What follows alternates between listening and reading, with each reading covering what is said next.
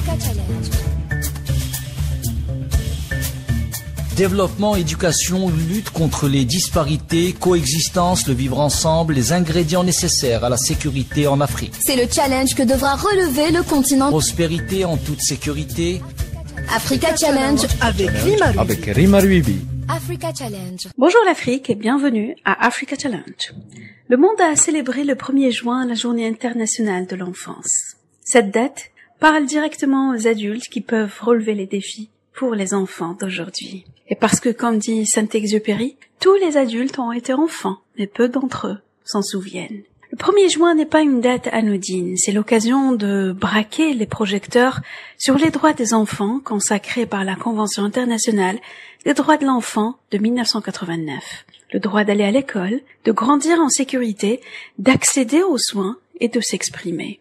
Autant de droits fondamentaux qui paraissent évidents restent hors de portée pour des millions d'enfants à travers le monde. Selon l'UNICEF, près de 153 millions d'enfants vivent dans des zones de conflit et 258 millions d'enfants sont privés d'éducation. Derrière ces statistiques, il y a des visages, des histoires et des enfances volées. Parmi eux, les enfants de Gaza qui incarnent l'un des drames les plus poignants de notre époque, pris au piège dans une guerre d'agression prolongée, exposés à la violence, à la peur, au bombardement et à la famine, ils survivent dans des conditions extrêmes. Hôpitaux détruits, écoles fermées, accès à l'eau, à la nourriture et aux soins sont inexistants. Leur quotidien est un combat pour la survie. Plus de 14 500 enfants ont été tués à Gaza depuis le début de la guerre. 25 000 enfants ont été blessés. Gaza compte le plus grand nombre d'enfants amputés par habitant au monde.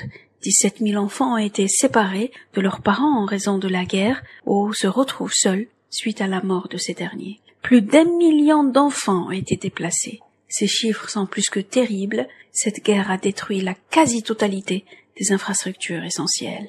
Et pourtant, même dans les ruines, ils dessinent, jouent et rêvent encore. Leur résilience et leur résistance forcent le respect.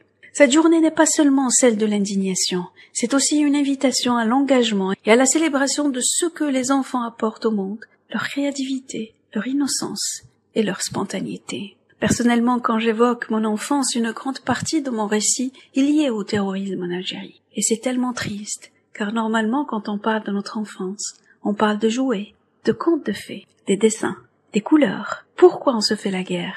Comment peut-on priver, avec tout ce progrès économique et technologique, les enfants d'un morceau de pain? Ces questions-là, personne ne devrait avoir à y répondre. Et pourtant, elles nous forcent à regarder en face nos responsabilités d'adultes. Le 1er juin est donc bien plus qu'une date symbolique. C'est un rappel à l'action, un appel à la solidarité pour que partout, à Gaza, au Darfour, au Sahel, au Sahara occidental, chaque enfant ait le droit de grandir en paix, de grandir tout simplement. La chronique d'aujourd'hui est comme un rappel pour nous, les adultes, que nous étions des enfants, et un appel pour regarder la souffrance des enfants avec cœur, car l'essentiel est invisible pour les yeux.